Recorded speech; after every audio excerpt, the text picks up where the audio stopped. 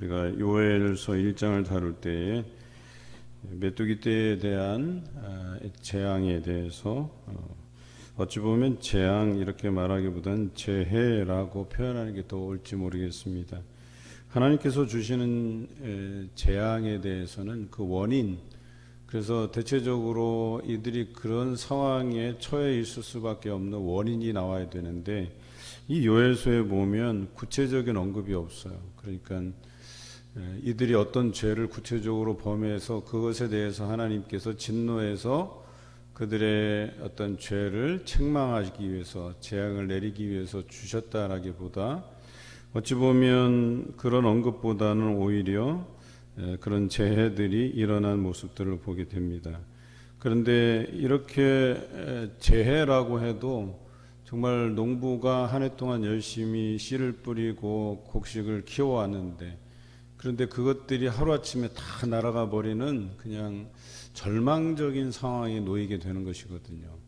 그런데 이런 때에 이 요엘 선지자는 하나님의 날을 기억하라고 우리에게 이야기하고 있습니다. 우리가 살아가는 시간 안에서 이렇게 절망적인 상황이 찾아오기도 한다는 것이죠. 그때마다 우리에게 지혜가 있다면 여호와의 날이, 하나님의 진노의 날이 이와 같이 우리에게 임할 수 있다는 지혜를 얻으라고 이야기하는 겁니다. 그래서 이런 날이 이를 때에 이것이 여호와의 경고의 메시지가 아닐까 하는 생각을 가지고 우리가 경성하여 깨어있고 또 우리 자신들을 돌아보고 회개의 기도를 드려야 된다라고 하는 것이 이 요엘 선지자의 관점이에요. 물론 우리가 이렇게 살아가면서 자연재해를 만날 때에 설마 하나님께서 우리에게 이런 상황을 주시겠어? 라고 생각하기 쉽겠지만 오늘 이 요엘 선지자가 이 말하는 것이 어찌 보면 우리가 그런 여호와의 날을 생각하면서 경성하여 깨어서 기도하고 회개한다면 우리가 맞이해야 되는 이런 상황들, 이런 상황을 예방하는 데도 도움이 되고 또 이것이 하나님의 재앙으로서 우리에게 다가왔다라고 생각하면 또 거기에 대한 회개 차원에서 당연히 하나님 앞에 금식하며 마음을 찢고 하나님께로 돌아오는 것이 중요하다라고 하는 것을 이야기해요. 뿐만 아니라 하나님의 재앙으로서 내려진 이런 자연재해일지라도 우리가 회개할 때 다시금 하나님께서 그 땅을 이른 비를 내려주시고 늦은 비를 내려주셔서 그 땅을 회복시키시고 또 곡식이 나게 하고 또 들에 풀과 곡식이 나면 거기에 또 동물들이 또 찾아오게 되고 그리고 이것뿐만 아니라 하나님께서 우리에게 주시는 것은 28절에 나와 있듯이 내 영을 부어주신다 그랬어요. 하나님의 영을 부어주신다. 성령이 임한다. 그래서 만민에게 그것을 부어주시는데 자녀들이 장래 일을 말하게 될 것이고 또 늙은이들이 꿈을 꾸게 될 것이고 젊은이들이 이상을 보게 될 것이다. 여기서 비전 앤 드림으로 해석이 돼요. 그러니까 이 비전과 드림이라고 하는 이 꿈, 이상 이런 것들은 내가 의지적으로 가진다고 꾼다고 해서 가져지는 게 아니고 하나님께서 보여주시고 하나님께서 주시는 거예요. 그러니까 이 비전이라고 하는 것, 이 꿈이라고 하는 것은 내가 마음 먹는다고 해서 가져지는 게 아니라는 거예요. 여기에서도 나왔지만 다니엘서에도 나와요. 이런 말씀들이. 그래서 그들에게 하나님께서 보게 하시는 거죠. 내다보게 하시는 거죠. 오늘 이 여호와의 날을 경고하는 메뚜기 떼에 대한 묘사가 나오죠. 2장 1절부터 나오는데요. 우선은 3절까지 보면 어둡고 캄캄한 날이 있었다가 그 다음에 새벽빛이 온다 그랬어요. 메뚜기 떼가 불어닥치면 어때요? 캄캄해지죠. 온 사방이 캄캄해졌다가 메뚜기 떼가 훑고 지나가면 환해지잖아요. 이제 그것을 묘사하고 있어요. 또 3절에는 어떻게 묘사하고 있냐면 불이 나서 하나하나 다 태우고 지나가는 현상. 그래서 메뚜기 떼가 다가오면서 그 땅을 훑고 지나가는 현상을 불이 와서 그것을 훑고 가는 현상으로 묘사하고 있어요. 또 4절부터는 군대 모양으로 오는 것처럼 묘사하고 있죠. 그래서 말 같고 달리는 기병 같고 또 산꼭대기에서 뛰는 소리는 병고 소리와도 같고 그리고 불꽃이 건불을 사르는 소리와도 같고 이 불이 날 때 막 타닥타닥 이렇게 타는 소리가 들리듯이 이 메뚜기 떼가 지나가면서 그런 소리를 내면서 곡식들을 다 갉아먹는 것이죠. 그리고 마치 그것은 강한 군사가 줄을 버리고 싸우는 것처럼 지나가고 있다 이렇게 표현하고 있어요. 그런데 이런 현상을 보면서 요엘은 이것이 여호와께서 그의 군대 앞에서 소리를 지르시고 그의 진영은 심히 크고 그의 명령을 행하는 자는 강하니 여호와의 날이 크고 심히 두렵도다 당할 자가 누구이랴 라고 표현하고 있는 거예요. 마치 그것은 여호와께서 이 땅을 심판하시기 위해서 메뚜기 떼를 보냄같이 그래서 이 땅에 그들이 하나님 없이도 살아갈 수 있다고 하는 그런 생각들을 가지고 살아갈 때에 즉 하나님의 이치에 어긋나는 일들이 벌어졌을 때 하나님께서 강력하게 개입하시고 우리가 오늘 경험하고 있는 이 메뚜기 떼처럼 하나님께서 호령하시고 이런 하나님의 심판이 지나갈 것임에 대해서 이야기하고 있는 거예요. 우리의 역사는 이 크로노스 즉 수평적인 시간 안에 놓여 있잖아요. 우리는 그 시간을 살아가잖아요. 그런데 이 시간을 살아가다가 이 시간 속에서 하나님의 뜻에 어긋나는 시간들이 있을 때에 우리 하나님께서 수직적으로 개입하시는 그런 시간이 있어요. 그것이 이제 카이로스라고 얘기하는 거예요. 때라고 얘기하는 거, 때, 하나님의 때. 그런데 그 하나님의 때는 이중성을 가지고 있어요. 하나는 심판의 날이기도 하지만 진노의 날이기도 하지만 우리가 울며 회개하며 마음을 찢고 하나님께로 돌아오는 그 마음을 가질 때에 그날은 곧 우리에게 회복의 날이 된다라고 선언하고 있는 거예요. 어찌 보면 우리가 장기간 겪고 있는 이 코로나의 상황도 이 메뚜기 떼에 비유할 수 있는 거예요. 우리에게 이 코로나의 상황이 왔어요. 많은 사람들이 경성하여 깨어 기도해야 될 때라고 이야기합니다. 예배를 더욱 회복해야 되고 이럴 때 알곡과 쭉정이가 구분되는 날이라고도 하고 그렇습니다. 이런 날이 자연재해일 수 있으나 뭐 이런 건 누구나 겪을 수 있는 거 앞으로도 충분히 겪을 수 있는 것이고 라고 볼 수 있는 이런 상황을 우리는 어떻게 받아들여야 되느냐, 이것이 도적같이 임할 심판의 날이 될 수 있음을 우리가 알고 있어야 된다라고 하는 거예요. 물론 이거보다 더 두려운 날이 되겠지만 그래도 우리가 처음 이 생소했던 이 코로나를 접할 때 우리에게 엄습한 두려움이 있었지 않습니까? 그래서 조심하고 또 심지어는 교회 문을 닫고 오히려 온라인으로 예배를 전환하는 때도 있었지 않습니까? 지금 우리가 생각하기에는 아유 그때 왜 그랬을까 뭐 이런 생각을 가질 수도 있지만 이 코로나가 닥쳐질 때처럼 그보다 더한 날들이 여호와의 분노의 날, 진노의 날, 여호와의 때가 우리에게 임할 수 있다고 이야기하는 것입니다.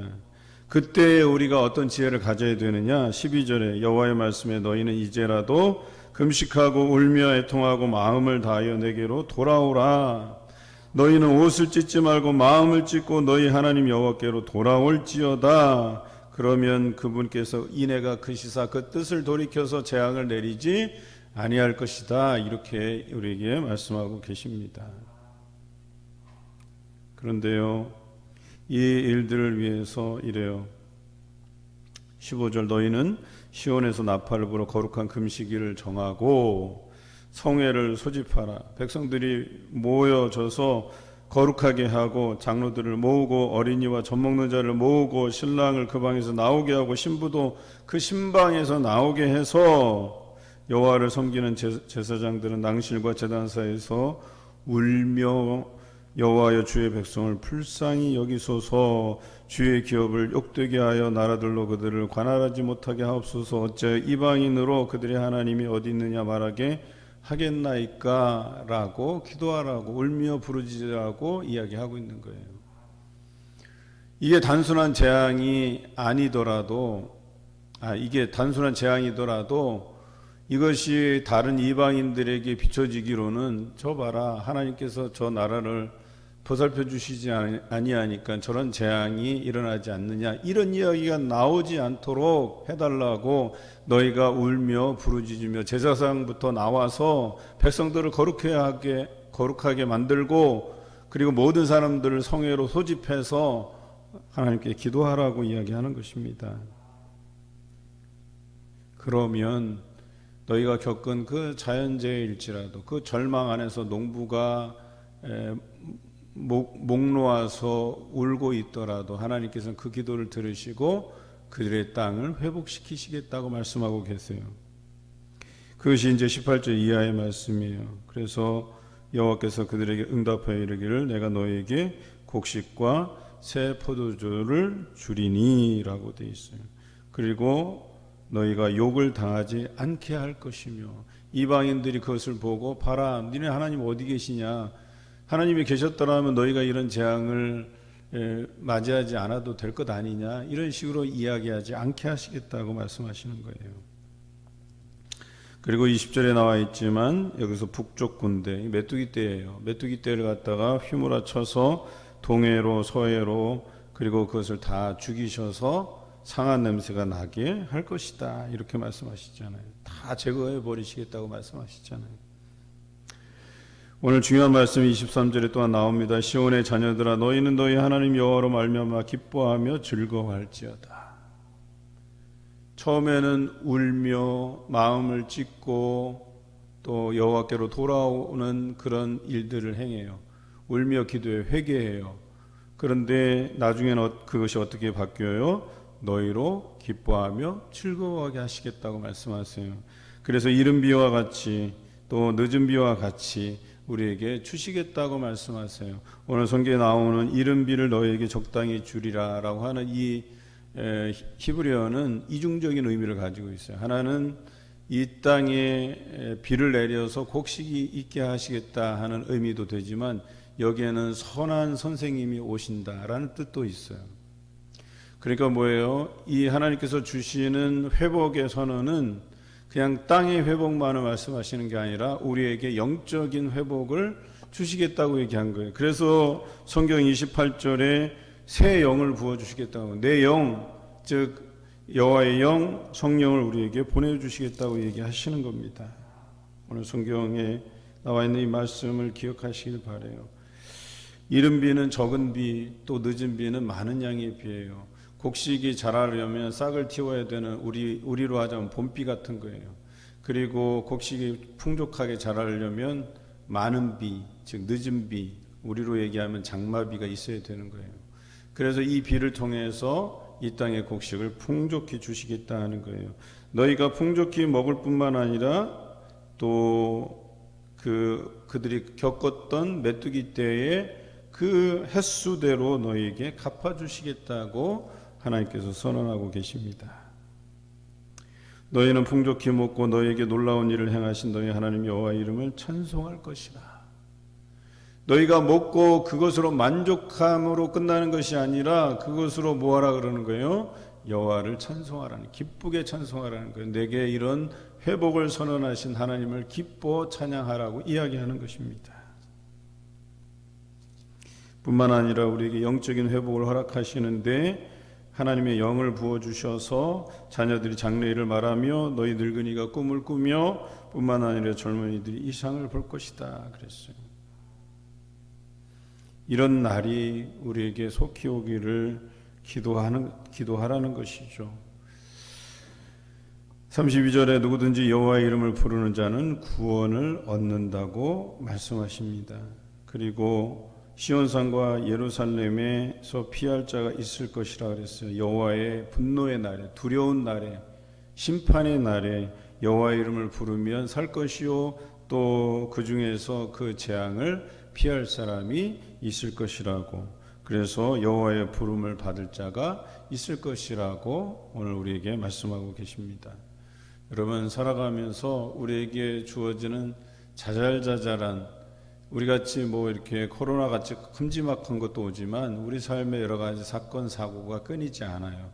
그때마다 우리는 생각하기를 혹시 내가 뭔가를 잘못해서 이런 일이 벌어진 것은 아닐까. 하나님께서 내게 주시는 어떤 사인으로 받아들이고 내가 회개할 것이 없지를 않나, 내 자신들을 돌아보고 또 회개할 것이 있다면 마음을 찢고 눈물로 회개하며 돌아올 때 하나님께서 그를 회복시켜서 그 상황을 반전시키셔서 그 땅을 회복시키실 뿐만 아니라 내 영도 새롭게 해주시고, 그래서 결국에는 우리가 기뻐하고 즐거워하게 하실 뿐만 아니라 그것으로 하나님께 찬송하게 하신다라고 하는 것을 기억하시길 바라요.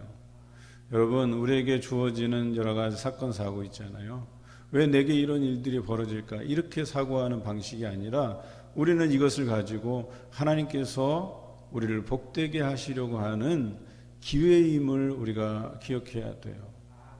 여러분, 하나님 앞에 회개하셔야 돼요. 돌이킬 거 돌이키고, 내가 그동안 뭔가 하나님 앞에 잘못된 마음을 가지고 있었다면 내려놓아야 돼요. 회개해야 돼요. 그럼 그것을 하나님께서 어때요? 회복하시고 뿐만 아니라 우리로 하여금 즐거워 뛰며 하나님을 찬송하게 하실 날이 온다라고 하는 거예요. 이런 자세로 우리가 신앙생활하게 되면 여호와의 날, 분노의 날, 심판의 날이 이르더라도 그날에 우리가 구원을 받을 뿐만 아니라 그날에 하나님의 부르심을 받을 자가 된다라고 분명히 성경은 이야기합니다. 오늘 요엘서가 바로 그런 점을 우리에게 이야기하고 있죠. 여러분, 작은 것 하나라도 놓치지 마시기 바라요. 또 우리 안에 여러 가지 문제로 인해서 어려움을 겪고 있다면, 또 장시간 동안 이것이 해결되지 않는 상황에 있다면 여러분 금식하면서 기도하시길 바라요. 우리가 하나님 앞에 가장 간절하고 또 우리의 애타는 마음을 표현할 수 있는 길은 금식하는 길입니다. 오늘부터 우리는 요엘서의 말씀을 묵상하면서 기도하기를 원합니다. 우리 요즘 성도들이 많이 아프고 또 코로나에 노출되어 있고 또 그 후유증도 오래 가는 분들도 계시고 해서 오늘 이 말씀을 나누면서 우리 잠시 동안 통성으로 기도하겠습니다.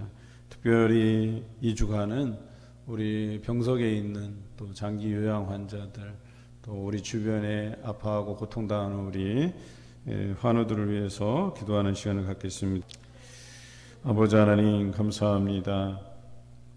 요엘 선지자가 우리에게 일어난 자연재해를 보며 여호와의 분노의 날을 기억하라고, 또 그날에 우리가 금식하며 울며 애통하고 마음을 찢고 여호와께로 돌아오라고 요구한 것처럼 우리 삶에서 일어난 여러 어려운 문제들이 놓일 때마다 우리 자신들을 돌아보고 회개하며 하나님께 간곡히 기도할 수 있는 우리 삶이 되게 하여 주시옵소서. 그때야 비로소 하나님께서 곡식이 있게 하고 새 포도주와 기름을 우리에게 부어주시며 늦은 비와 이른 비를 때에 따라 내려주심으로 인해서 이 땅을 회복하실 뿐만 아니라 우리에게 새 영을 부어주셔서 아버지, 자녀들이 장래 일을 말하며 너희 늙은이가 꿈을 꾸며 젊은이가 이상을 볼 것이라 하는 이 영적인 새로움을 우리가 입게 하여 주시옵소서. 그래서 이러한 신앙을 통해서 여호와의 크고 두려운 날이 이를 때에 주의 이름을 부르게 하시고 그때에 구원받는 우리 모든 성도들이 되어갈 수 있도록 인도해 주시옵소서. 우리 자녀들 하나님께서 기억하시고 이 코로나의 상황 속에서도 안전을 지켜주시며 건강하게 이 학기를 잘 마칠 수 있도록 은혜 주시길 간절히 원합니다. 장성한 자녀까지 하나님께서 돌보아 주시고 그 앞길을 지도하여 주시고 그들의 미래를 하나님께 맡기오니 형통한 삶을 경험해 갈 수 있도록 인도해 주시옵소서.